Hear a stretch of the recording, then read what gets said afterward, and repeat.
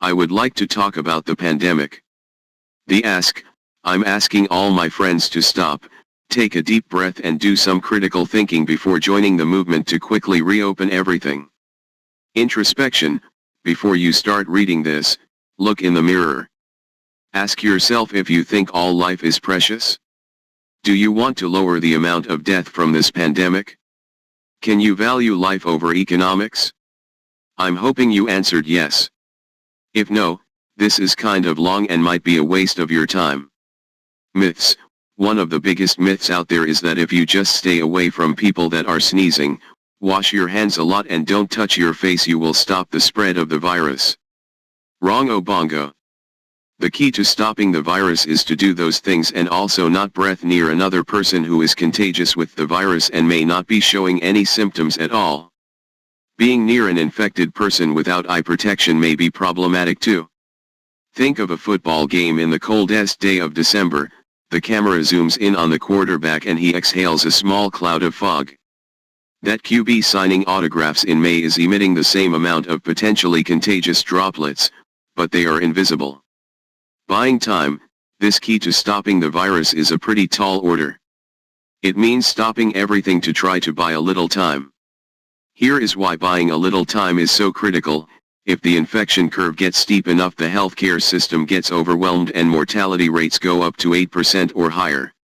If the curve is flattened enough for hospitals to function normally, the mortality rate for those infected remains low. Steep curve equals more people die.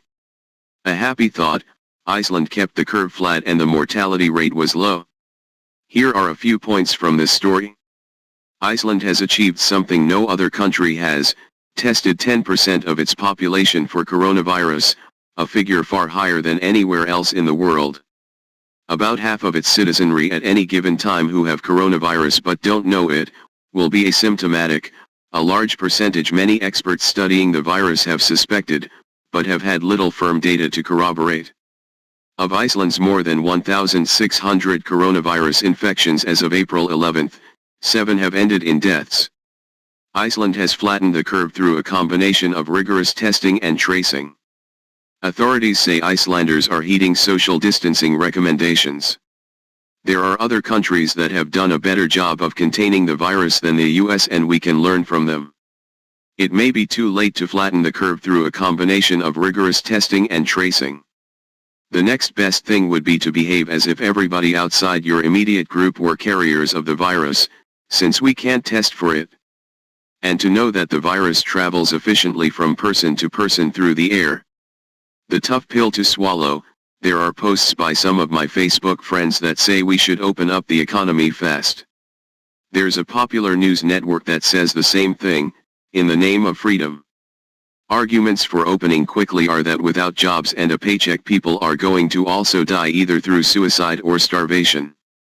I'm sure there is some truth to that, but I think the deaths will be less than if we reach a tipping point and overwhelm our healthcare system. Tipping point. There is a tipping point somewhere and I'm not going to pretend to know where that is. When the tipping point is reached, so many people have been infected that it starts spreading exponentially and the healthcare system gets slammed. Hospitals go from healing mode to containment mode. I'm writing all this because I love this country and I really don't want that to happen. Do you know where the tipping point is? I don't.